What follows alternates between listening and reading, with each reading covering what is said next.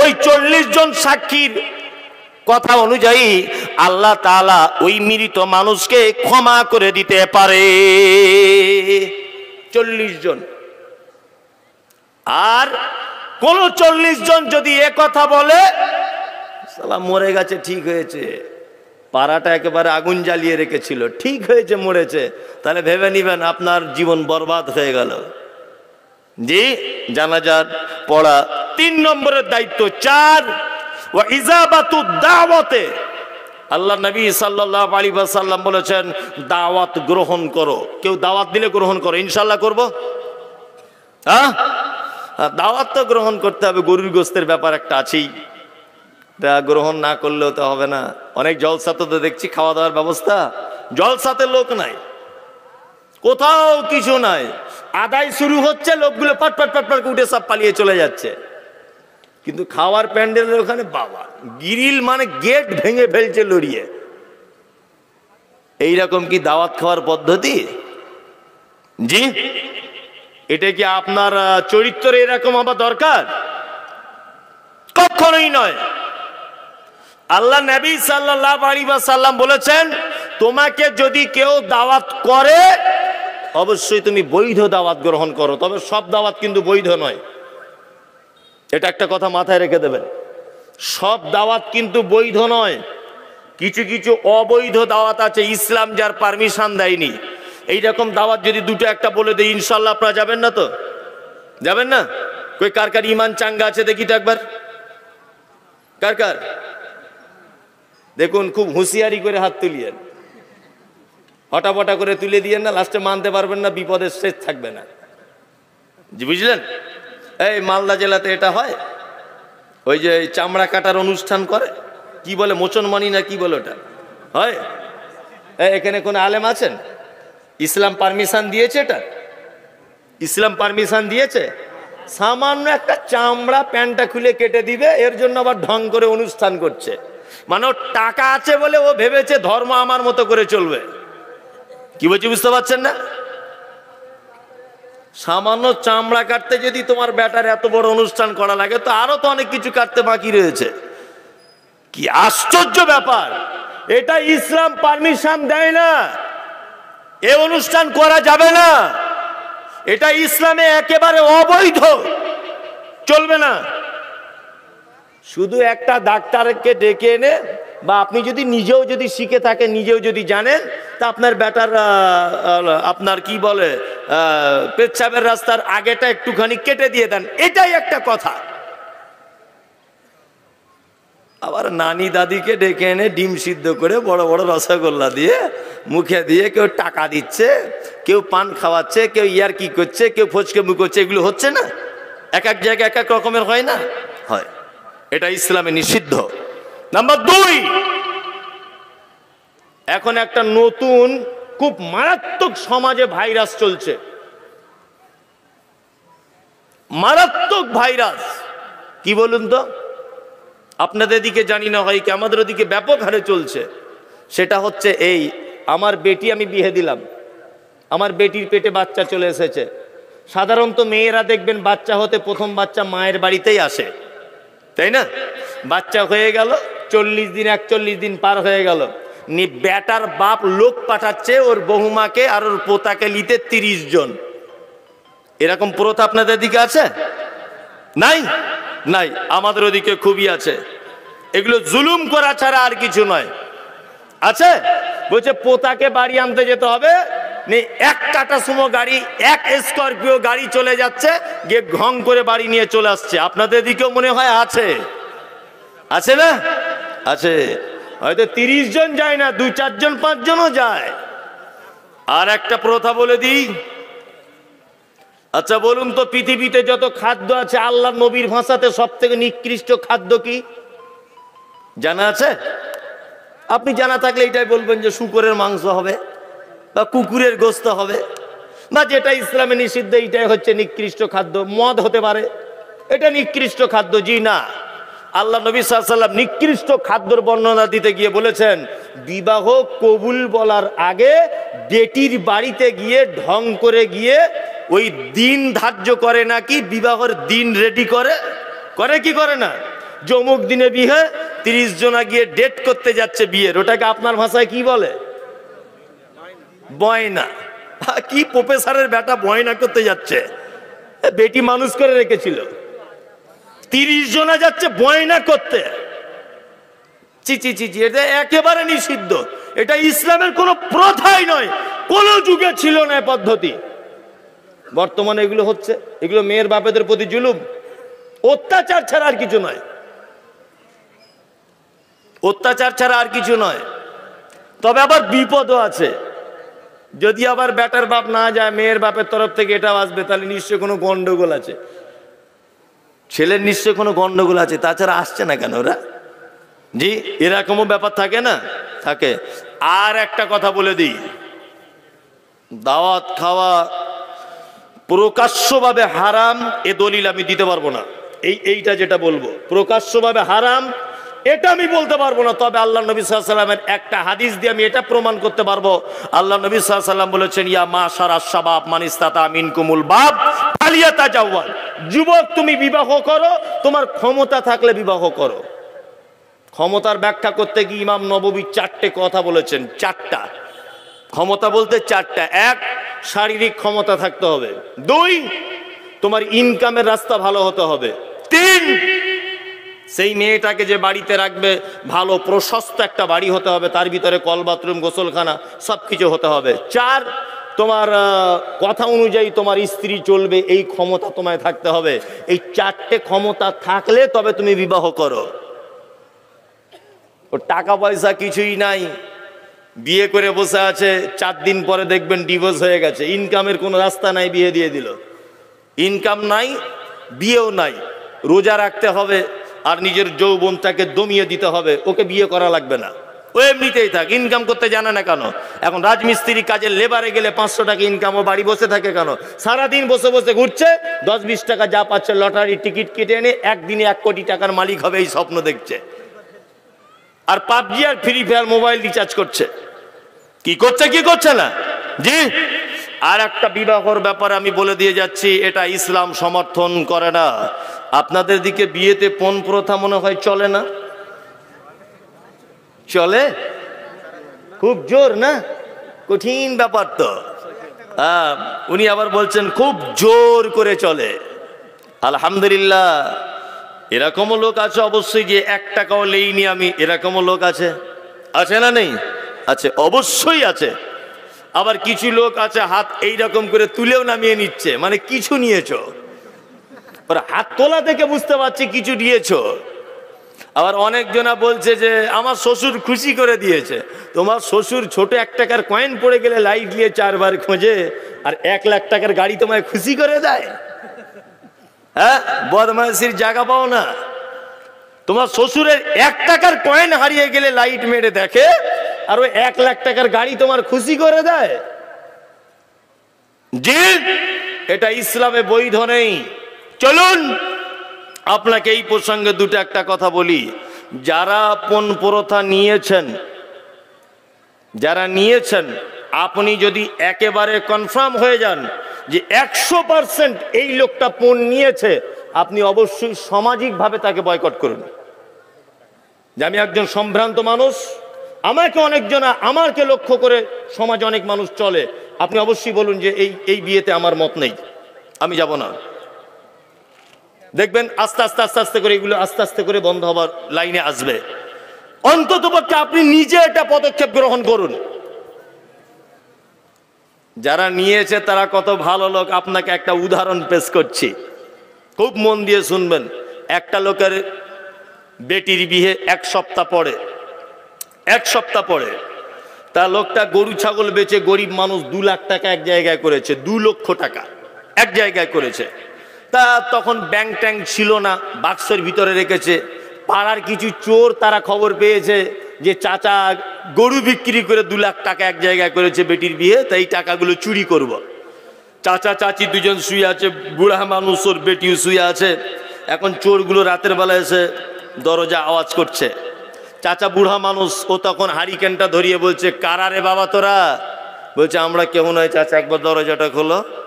দরজাটা খুলেছে, যেই আর চোরেদের মধ্যে একজন বদমাইশি করে একটা ভাঙা বন্দুক এই জায়গাটায় ধরেছে। বলছে চাচা এটা কি বলো দেখি। বলছে বাবা বন্দুক। তো বলছে তোর এইখান থেকে চালাবো, এই দিক থেকে বার করব। সত্যি কথা বল, একটা কথা জিজ্ঞাসা করছি। বলছে কি বল। বলছে বেটির বিয়ে দিবে বলে যে টাকাটা রেখেছিস কোথায়। বলছে বাক্সের ভিতরে। চাচা ভয়ে বলে দিয়েছে। এখন চাচিরও ঘুম ভেঙে গেছে, ও এসেছে, এসে চোরগুলোর পায়ে জড়িয়ে ধরে গেছে। দেখ বাবা, সোনা আমার, মানিক আমার, চাঁদ আমার, হীরের টুকরা, 2 লাখ টাকা মাত্র রেখেছি। প্যান্ডেলের বায়না দেওয়া হয়ে গেছে, মিষ্টির দোকানে বায়না দেওয়া হয়ে গেছে, গোস্তের দোকানে বায়না দেওয়া হয়ে গেছে, সব কিছু রেডি। যদি টাকা নিয়ে চলে যাস বেটিটার বিয়ে দিতে পারবো না। চোর কোনোদিন ধর্মের কাহিনী শোনে? বুড়িটাকে মেরেছে 1 লাথি, তো 3 ফুট দূরে গিয়ে ক্যাও ক্যাও ক্যাও ক্যাও করতে করতে ছুটেছে। এখন বুড়ো দেখছে তো ভাব খারাপ, আমাকেও মারবে। তখন বুড়ো বাক্স থেকে 2 লাখ টাকা বার করে আর ঘুমন্ত অবস্থা ওর বেটিটাকে তুলে এনে চোরেদের হাতে দিয়ে বলছে যা যা বেটিটাকেও নিয়ে চলে যা। টাকাই যদি না থাকে তাহলে বেটি আর বিয়ে দিব কি করে। যা বেটিটাকে নিয়ে ওই দিকে গিয়ে কোনো জায়গায় জমিতে গিয়ে কেটে পিস পিস করে ফেলে দে। যা, বেটি আর আমার চাই না। তোর জন্য আমার গরু গেল, তোর জন্য আমার জমি গেল, এখন আবার যে টাকাটা জোগাড় করেছি এটাও যাবার পথে, তা তুইও চলে যা। চোরেরা তখন বলছে চাচা বেশি মাথা গরম করিও না, তোমার 12টা বাজিয়ে দেব। টাকা দাও, নিয়ে চলে যাব, তোমার বেটি লিব না। বলছে কেন। বলছে বেটি নিয়ে গেলে রাস্তাতে সিভিক পুলিশেরা যদি ধরে তাহলে বিপদে পড়ে যাব। শুধু টাকাটা দাও, গুনে নিয়ে চলে যায়। তাহলে চোরেদের একটা বৈশিষ্ট্য হলো কি? চোরেদের একটা বৈশিষ্ট্য হলো এই যে শুধু টাকা লিবে, বেটি লিবে না। আর বর্তমানে কিছু বেটার বাপের বৈশিষ্ট্য হলো এই যে বেটিও নিবে, টাকাও নিবে। তাহলে বলুন তো চোর ভালো না বেটার বাপেরা ভালো? কারা ভালো? চোর ভালো। চোরেদের কোয়ালিটি আছে, ওরা বেটি লিবে না, শুধু টাকা লিবে। আর এত বড় হারামখোর, এর কোনো কোয়ালিটিই নাই, এর কোনো কোয়ালিটিই নাই। এর টাকাও লিবে, বেটিও লিবে। বেটিটা লিলি লিলি খুব ভালোই হলো, বৌমা করে এনেছো বাড়িতে। তা বাচ্চা মেয়ে, মাটির বাড়ির মেয়ে, 2 তলা বাড়িতে বিয়ে হয়েছে। কাঁচের গ্লাস শাশুড়ি দিয়েছে মাজতে, পরিষ্কার করতে। তা কলের কাছে গিয়ে পরিষ্কার করছে কাঁচের গ্লাস, ফট করে একটা গ্লাস হাত থেকে পড়ে গেছে। জীবনে তো মেজে অভ্যাস নেই বাচ্চা মেয়ে। তখনও শাশুড়ি মিষ্টি করে বলছে তুমি কি এর আগে কোনোদিন কাঁচের গ্লাস চোখে দেখোনি বৌমা? আচ্ছা বলুন তো এই ভাষাটা মেয়েটার জন্য আনন্দদায়ক না বেদনাদায়ক? বেদনাদায়ক। বাচ্চা মেয়ে বারবার 2 তলার উপরে উঠছে আর নামছে। 2 তলা দেখেছে স্বামীর 2 তলা, বারবার উঠছে আর নামছে, বারবার উঠছে আর নামছে। শ্বশুর তখন মিষ্টি করে বলছে এর আগে কি জীবনে কখনো 2 তলা বাড়িতে ওঠোনি? জি। নিজের বেটি এইরকম 50টা গ্লাস ভেঙে পরে সংসার করতে গেছে, তখন ক্ষমা। আর পরের বেটি একটা গ্লাস ভেঙে দিয়েছে, তখন বলছে তুমি কি জীবনে কাঁচের গ্লাস চোখে দেখনি বৌমা? এই কথা বলতে হয় কেন? হ্যাঁ, এই কথা বলতে হয় কেন? অনেক শ্বশুর মশাই বর্তমান বাজারে অভিযোগ করছে গ্রামের মোড়লদের কাছে, বৌমারা দেখছে না, বৌমারা দেখছে না। বৌমা দেখবে কেন? বৌমা দেখবে কেন? আপনি দেখার উপযুক্ত কিনা সেটাকে নিজেকে রেডি করুন, নিজেকে রেডি করুন। বৌমা ভালোবাসে না? আরে রাস্তার একটা কুকুরকে যদি আপনি 4-5 বার যদি চুচু চুচু করে ডাকেন, ও আপনার পিছন পিছন ঘুরবে। একটা কুকুরকে যদি ডাকেন, আপনার বৌমা তো কুকুর নয়, আপনার বৌমা তো একজন জ্ঞান সম্পূর্ণ মহিলা। ও তো কম বেশি লেখাপড়া জানে। ওকে দিনে 5 বার মা বলে ডাকুন তো দেখি কি করে আপনাকে ও খেতে না দিয়ে থাকতে পারে। ডাকুন তো। আপনাকে কেন শ্বশুর বলে ও এত প্রাধান্য দিতে যাবে? আপনার চরিত্রতে এটা। আপনার মেয়ের যখন শ্বশুর শাশুড়ি আসে তখন মাছ মাংস ডিম পোলাও করেন, আর বৌমার বাপেরা যখন আসে তখন ডাল আর কচু আর পুঁই শাক একসঙ্গে রান্না করে দিয়ে দাও। জি, এই একই মহিলা রান্না করে। আপনার মেয়েরা যখন আসে তখন ভালো ভালো খাবার হয়, আর ওর বোনেরা যখন আসে তখন ভালো খাবার জোটে না। ও তো এমনিতেই আপনাকে ধিক্কার জানাবে, জানাবে না? জানাবে। এই জায়গাগুলো তো অবশ্যই একটু অ্যাডজাস্ট করার চেষ্টা করুন, আল্লাহ তাআলার তরফ থেকে সংসারে বরকত চলে আসবে ইনশাআল্লাহুল আজিজ। বোন, যদি আপনি প্রকাশ্যভাবে জেনে যান যেটা ইসলামে নেই, এটা ইসলাম বহির্ভূত কাজ, এর থেকে দূরে আসুন, এর দাওয়াত খাওয়া থেকে দূরে আসুন। চলুন আর একটা দাওয়াত বাড়িতে আপনাকে মানা করে দিই, আল্লাহর নবী মানা করেছেন কি? বিশ্ব নবী বলেছেন কোন দাওয়াত বাড়িতে যদি বৈষম্য রেখে যদি খেতে দেওয়া হয়, একই প্যান্ডেল, ভিআইপিদের জন্য আলাদা, রিক্সা চালক, পাড়ার গরিব মানুষ তাদের জন্য আলাদা, উভয়কে দেখতে পাচ্ছে, ওদের জন্য ইলিশ মাছের পকোড়া আর এদের জন্য সাদা ভাত আর ডাল আর গরুর মাংস, এই রকম বৈষম্য করে যদি খেতে দেওয়া হয়, ইসলাম এটাকে সাপোর্ট করে না। নাম্বার 4, আপনাকে কোনো বাড়িতে দাওয়াত করা হলো, আপনি দাওয়াত বাড়িতে ঢুকে গেলেন, গিয়ে দেখছেন দাওয়াত বাড়ি যে ঘরে আপনাকে বসতে দেওয়া হলো সেই ঘরের ভিতরে ছবি মূর্তি টাঙানো আছে, তাহলে আপনাকে ফেরত চলে আসতে হবে। নাম্বার 6, আপনাকে কোনো দাওয়াত বাড়িতে দাওয়াত করা হলো, আপনি গিয়ে দেখছেন সেই দাওয়াত বাড়ির ভিতরে ঢোল তবলা বাজছে, গান বাজছে, ডিজে বাজছে, তাহলে আপনাকে ফেরত চলে আসতে হবে। আমাদের তো কোনো বিবাহ শাদী বিনা ডিজেতে আজকাল হয়ই না, গান বাজনা ছাড়া হয় না। 5টা ভালো কাজ আপনাকে বলবো, 4টে বলা হয়ে গেল। নবীজি বলেছেন অতাসমিতুল আতেশে, অতাসমিতুল আতেশ, হাঁচি হলে কি বলতে হয়? আলহামদুলিল্লাহ। আলহামদুলিল্লাহ যে শুনবে সে কি বলবে? ইয়ারহামুকাল্লাহ। ইয়ারহামুকাল্লাহ যে শুনবে সে কি বলবে? ইয়াহদিকুমুল্লাহ ওয়া আসলিহু বালাকুম। এই 3 পর্যায়ের উত্তর আপনাকে দিতে হবে। 5টা ভালো কাজ বলে দিলাম, মানবেন না মানবেন ওটা আপনার ব্যাপার। তবে হযরত মুহাম্মদ সাল্লাল্লাহু আলাইহি সাল্লামের হাদিস বাংলায় অনুবাদ করে দিলাম 5টা। 1 পরিচিত অপরিচিত মানুষকে সালাম দিবেন। 2 অসুস্থকে দেখতে যাবেন। 3 জানাজার সালাত আদায় করবেন। 4 বৈধ দাওয়াত কবুল করবেন। 5 হাঁচি হলে উত্তর দিবেন। যে কাজ কথা বলতে বলতে এত দূর পর্যন্ত এলাম, আল্লাহ তাআলা আমাদেরকে পাঠিয়েছেন কেন পাঠিয়েছেন? ওমা খালাকতুল জিন্না ওয়াল ইনসা ইল্লা লিয়াবুদুন, শুধুমাত্র তার ইবাদত, তার বান্দিগি করার জন্য। এখন আমরা ইবাদত বলতে কি বুঝি? ইবাদত বলতে কি বুঝি এবার আপনাকে বলি। আমরা ইবাদত বলতে বুঝি নামাজ পড়া, রোজা রাখা, হজ করা, যাকাত দেওয়া, এইগুলোই ইবাদত, তাই তো? জি না। এইগুলো যদি ইবাদত হবে তা আরো আনুষঙ্গিক যে কাজগুলো আছে এগুলো কি? এটা আপনাদের জানা আছে? এটা আমি সব জায়গাতে বলি। 1 গ্লাস পানি পান করতে গেলে কটা সুন্নত লাগে? একজন বলছেন 4টা, একজন বলছেন 5টা, একজন বলছেন 6টা। ওই ভাই বললেন 4টা। জি না, 1 গ্লাস পানি পান করতে গেলে 6টা সুন্নত লাগে। কটা? 6টা। জেনে যান। 1, দেখে পান করতে হবে, পানিটা দেখে পান করতে হবে। 2, বসে পান করতে হবে।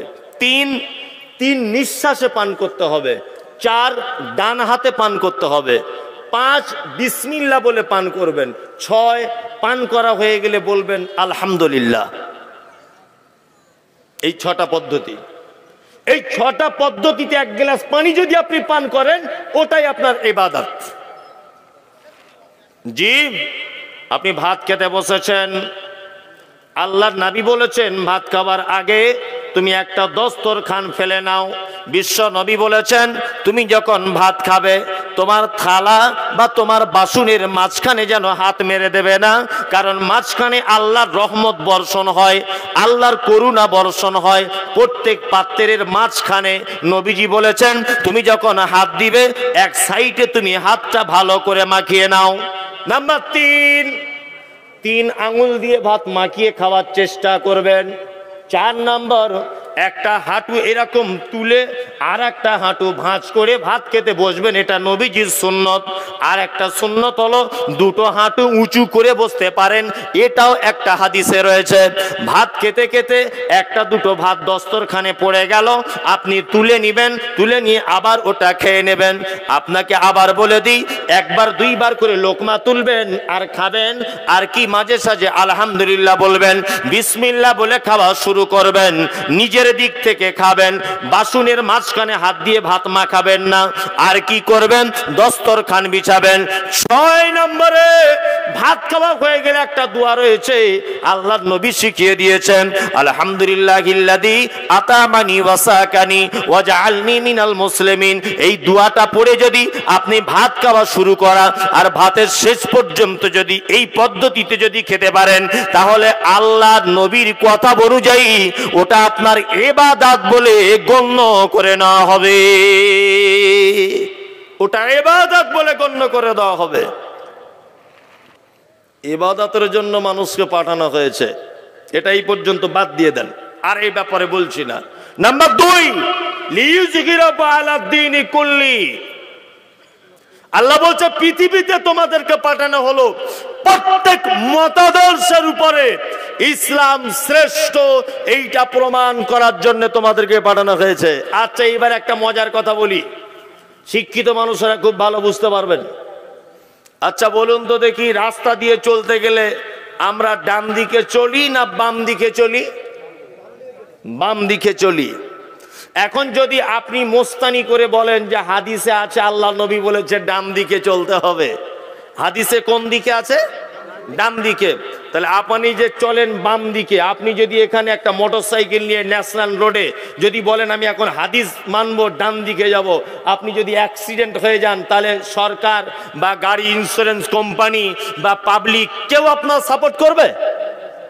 কেউ সাপোর্ট করবে না। তাহলে এইখানে ইসলাম শ্রেষ্ঠ, ইসলামের মতাদর্শ সর্ব উন্নত মানের, এটা আপনি কি করে পদক্ষেপ নেবেন? এটা কি সম্ভব এই সিচুয়েশনের মধ্যে? একদমই সম্ভব নয়, একদমই সম্ভব নয়। আমার দেশের গ্রাম্য পঞ্চায়েত থেকে দেশের রাষ্ট্রপতি পর্যন্ত প্রতিটা মানুষ কোরআন হাদিসের বিপক্ষে, বিপক্ষে নয়। তাহলে আপনি এইখানে কি করে হাদিস কোরআন শ্রেষ্ঠ এটা প্রমাণ করবেন? এটা সম্ভব? সম্ভব নয়। এখন একটা জিনিসের মাধ্যমে আপনাকে প্রমাণ করতে হবে, আমি যা গবেষণা করে পাচ্ছি অল্প বিদ্যাতে, একটা জিনিসের মাধ্যমে আপনাকে কি করতে হবে? ইসলামকে কায়েম করতে হবে। সেটা হচ্ছে এই আপনার বডিটাকে দিয়ে। আপনার বডি, যদি বলছেন বডিটা কেমন করে, আপনাকে ইসলাম কায়েম করতে গেলে একটা পদ্ধতি বলে দিচ্ছে, শুনে নেন। বিডিও অফিসে সবাই লাইন দিয়ে দাঁড়িয়ে আছে, সবাই চৈত্র মাসের প্রখর রোদ্দুর, সবাই যখন পানি পিপাসা লাগছে দাঁড়িয়ে ধক ধক ধক ধক ধক ধক করে বোতল নিয়ে পানি পান করছে। আপনি তাড়াতাড়ি করে আপনার যখন পিপাসা লেগে যাবে এক বোতল পানি নিয়ে সাইডে গিয়ে একটু বসে 3 নিঃশ্বাসে পানিটা পান করুন। আর একজনের মনে প্রশ্ন জেগে যাবে এটা, যে এতগুলো মানুষ দাঁড়িয়ে দাঁড়িয়ে পান করলো, আব্দুল্লাহ ভাই তুমি কেন বসে পান করলে? তখনই আপনি বলুন এই পান করার কথা বলেছেন বিশ্বনবী মুহাম্মদ সাল্লাল্লাহু আলাইহি ওয়াসাল্লাম। তাহলে একটা সুন্নত প্রতিষ্ঠিত করা আপনার বডিকে দিয়ে আপনি শুরু করুন, আপনার বডিটাকে দিয়ে। নাম্বার 2, আল্লাহ সুবহানাহু ওয়া তাআলা বলছেন লিইউযহিরাহু আলাদ-দীনি কুল্লি, পৃথিবীর সমস্ত ভ্রান্ত মতবাদ থেকে ইসলামের কোরআন এবং হাদিস সত্য, এটা প্রমাণ করে দিতে হবে। আমি মমতাজুল ইসলাম এটা প্রমাণ করতে গিয়ে এখন বাড়ি ঢুকতে পারছি না, বুঝলেন না? বাড়ি ঢুকতে পারছি না। শুধু একটা জায়গাতে আমার মিস্টেক, যেটা যদিও সত্য কথা, সেটা হচ্ছে এই ভাষাগুলো যদি আমাকে কোনো হিন্দু ভাই বলতেন মেনে নেওয়া যেত। একজন বড় বড় দাড়িওয়ালা লোক, বড় টুপিওয়ালা লোক, বড় পাঞ্জাবিওয়ালা লোক স্টেজে উঠে আমার নাম করে বলছে মমতাজুল ইসলামের যেদিন জন্ম হয় সেদিন ওর বাপ বাড়ি ছিল না, ও বেজম্মা। এই ভাষা ব্যবহার করছে কে? একজন হুজুর। হুজুরের আমি এটাই বিরোধিতা করেছি। হুজুর বলছিলেন বক্তব্য রাখতে রাখতে এই কথা যে আল্লাহ নবী সাল্লাল্লাহু আলাইহি ওয়াসাল্লাম ফুরফুরা শরীফে নাকি এসেছিলেন। আমি বলেছি এটা একদমই মিথ্যা কথা, হতে পারে না। আল্লাহ নবী ফুরফুরা শরীফে আসতে যাবে কেন? এই কথাটা মাত্র আমার অপরাধ, এইটা আমার অপরাধ। আজকে আবার একটা নতুন কথা বলে দিয়ে যাচ্ছে সোশ্যাল মিডিয়াতে, কালকে দেখবেন আবার আমার গালাগালি শুরু হবে। সোশ্যাল মিডিয়াতে ওরা বক্তব্য রাখতে রাখতে হুজুরেরা বলেছে যে ইমাম মাহাদি নাকি ফুরফুরা শরীফে আসবে। আমি মমতাজুল ইসলাম এটা বলছি যে একেবারে 100 নয় 102% বললেও মিথ্যা হবে না, একেবারেই মিথ্যা।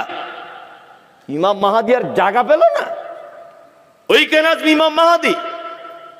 আমি বলেছি তাবিজ ব্যবসা ইসলামে নেই, তাবিজ হারাম।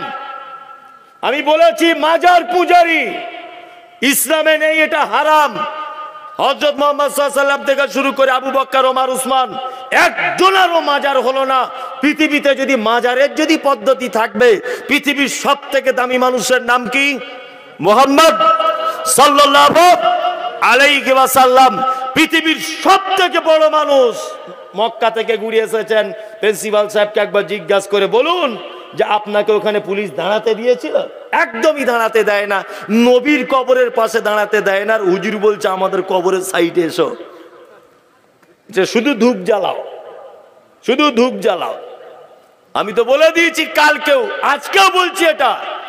যারা যারা এই বক্তব্যটা পাওনি আজকে মোবাইলে নিয়ে নাও, যে হুজুরের যদি এত কেরামতি থাকবে, তা আমি মমতাজুল ইসলাম সোশ্যাল মিডিয়াতে বক্তব্যের মাধ্যমে পীরেদের একেবারে বিরোধিতা করছি। তো পীর সাহেব কবর থেকে আমার মুখটা একটু এরকম করে বেঁকিয়ে প্যারালাইসিস করে দেখতে দেখি কেমন ক্ষমতা আছে হুজুরের, দেখি একবার আমার হাত থেকে প্যারালাইসিস করে দিক হুজুর। আজকে 2 সপ্তাহ ধরে তো ওদের বিরুদ্ধে বক্তব্য রাখছি, করে দিক। নতুন গাড়ি কিনেছে, হুজুরের কাছে যাচ্ছে তাবিজ আনতে, বলছে গাড়ির প্যাসেঞ্জার বেশি হবে। তো হুজুর যখন ওর প্যাসেঞ্জার বেশি করে দিতে পারে, তো হুজুর আবার তাবিজ দিয়ে টাকা নেয় কেন? ও তাবিজ দিয়ে তো ব্যাংকের সব টাকা নিজের কাছে নিয়ে বসে থাকতে পারে। চিটিংবাজি করার জায়গা পাও না? আরে বোকা মানুষ বোঝে, শিক্ষিত মানুষ তাও বোঝে না। আশ্চর্য ব্যাপার, সারা ভারতবর্ষে যত মাজার আছে প্রত্যেক মাজারে ঢোকার আগে দেখবেন 20, 50, 100টা করে ফকির থালা নিয়ে বসে আছে। দেখতে পান এগুলো? মুম্বাই হাজি আলিতে গেছেন স্যার? গেছেন? সমুদ্রের ইয়েতে আছে ওই রকম জায়গাতে, আমিও গেছি দেখতে। 2 সাইডে বলুন কত ভিখারি, হাজার হাজার ভিখারি থালা নিয়ে বসে আছে। আর শিক্ষিত মানুষ, আপনার মতো সচেতনশীল মানুষ মরা মানুষের কাছে মাজারে চাইতে যাচ্ছে। আরে ব্যাপারটা ফকির বুঝতে পেরেছে যে ওদের কাছে গেলে পয়সা পাওয়া যায় না, ওই জন্য জ্যান্ত মানুষের কাছে থালা নিয়ে বসে আছে। আরে বোকা মুসলমান মরা মানুষের কবরে যাচ্ছে চাইতে। কি আশ্চর্য ব্যাপার, কি আশ্চর্য ব্যাপার। ফকির ব্যাপারটা বুঝতে পড়ে গেল, মরা মানুষের কাছে কিছু পাওয়া যায় না। আরে বদমেশ এটা বুঝতে পারলো না যে ফকিরও ব্যাপারটা বুঝে গেল, আমিও বুঝে যাব। আমি মমতাজুল ইসলাম বলে দিয়েছি, আবার বলছি, তাবিজের ঘর ভাঙবো ইনশাল্লাহ। ওই পীরগিরি আর হুজুরগিরি করে মুসলিমদেরকে বিভ্রান্তির পথে চলে দেওয়া অত সহজ নয়। আমি আপনাকে একটা গল্প শোনাবো, যেটা গতকালকেও শুনিয়েছিলাম কুচবিহারে। আজকে একটা গল্প আপনার সামনে বলছি। বাদশাহ শাহজাহানের নাম শুনেছেন? শুনেছেন তো? বাদশাহ শাহজাহানের দরবারে একটা লোক এসেছে, খুব মন দিয়ে শুনবেন, গল্পের মাধ্যমে জ্ঞান আছে। তার বাদশাহ শাহজাহানের কাছে লোকটা এসেছে, কাঁধে একটা লাঠি, পিছনে আছে একটা খাঁচা, সামনে আছে একটা খাঁচা। খাঁচা বুঝেন তো, যেটা পাখি রাখে।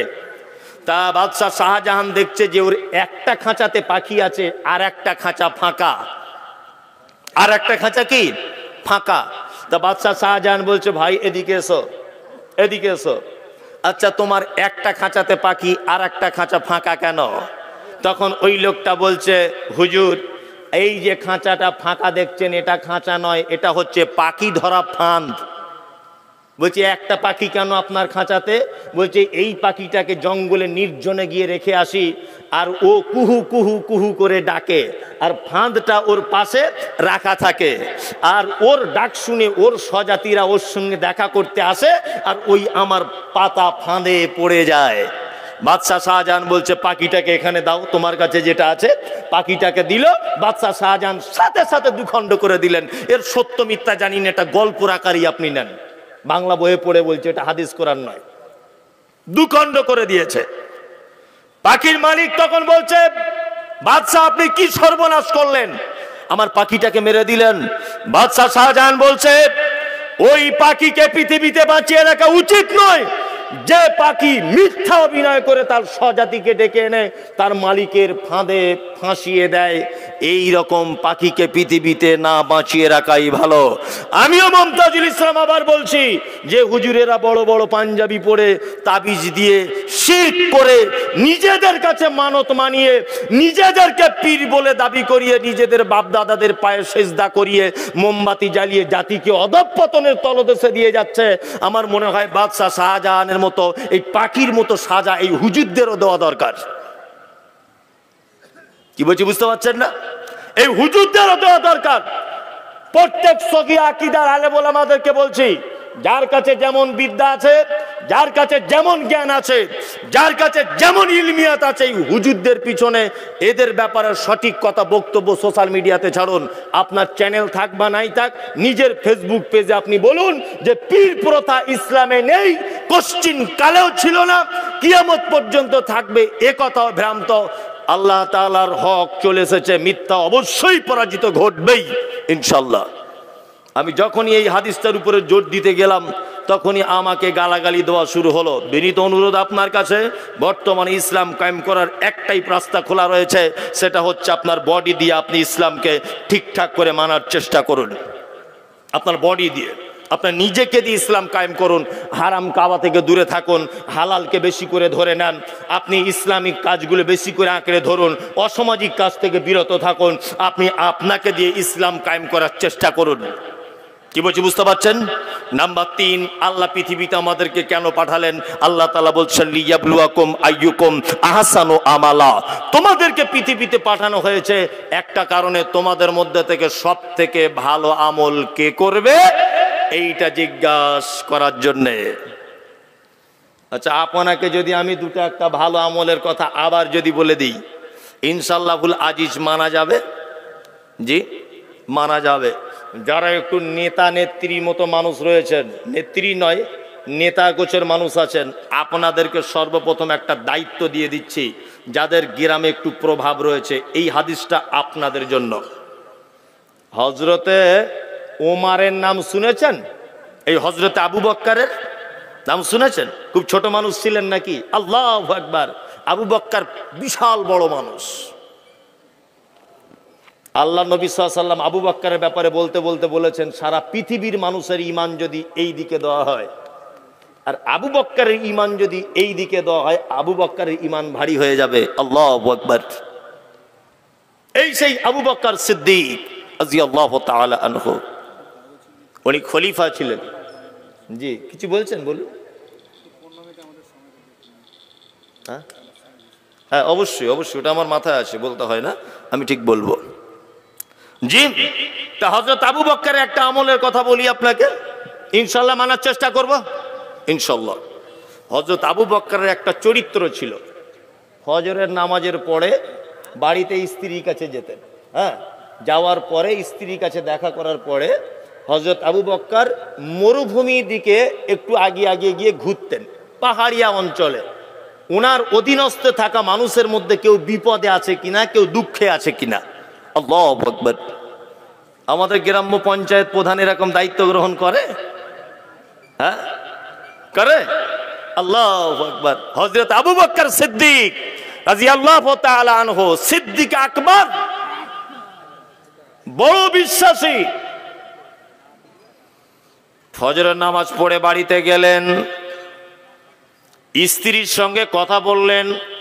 কথা বলার পরে মরুভূমির একেবারে অলিতে গলিতে পাহাড়িয়া ভিতরে তিনি ঢুকে গেলেন। একদিন দেখলেন হযরতে ওমর, 2 দিন দেখলেন হযরতে ওমর, 3 দিনের দিন হযরত ওমর ভাবছে কি ব্যাপার, হযরতে আবু বক্কর কেন প্রতিদিন ফজরের নামাজ পড়ে এই দিকে ওই দিকে চলে যায়, ব্যাপারটা একটু দেখার আছে।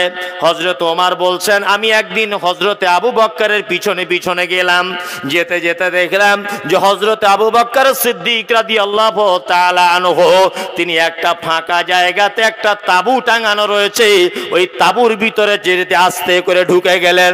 আমি লুকিয়ে থাকলাম। অনেকক্ষণ পরে আবু বক্করকে দেখলাম খালি হাতে ঢুকেছে, কিন্তু যখন বার হচ্ছে তখন দেখলাম হাতে একটা থলে, একটা ব্যাগ রয়েছে। আমি আস্তে আস্তে করে যেতে লাগলাম, আবু বক্কর ওই তাঁবু থেকে বার হয়ে যেন আগে চলে যেতে লাগলো।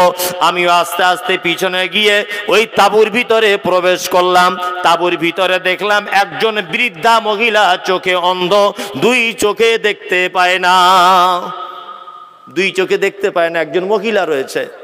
2টি শিশুকে দেখলাম, আর কিছু বকরি আছে তাদের বাড়িতে। আল্লাহু আকবার। হযরত ওমর গিয়ে জিজ্ঞাসা করছেন, মা তোমাদের বাড়িতে কেউ নেই? বলছে, না, আমাদের বাড়িতে কেউ নেই। বলছে, বকরির দুধগুলো কে দহন করে? বলছে, তার নাম জানি না, একজন পথিক প্রত্যেক দিন ফজরের পরে আসে, সে আমাদের বকরিগুলোর দুধ দহন করে দেয়, আর আমি কাপড়ে যা পেচ্ছাপ পায়খানা যা কিছু করি, নোংরা করি, ওই লোকটা এসে ভালো করে ধুয়ে দেয়। আর না আমাদের বাচ্চাগুলোর জন্য রান্না বান্না করে দেয়, আর আমাদের বাড়ি থেকে চলে যাওয়ার সময়তে বাড়ি ঘরদোর ভালো করে ধুয়ে মুছে পুছে পরিষ্কার করে আবর্জনা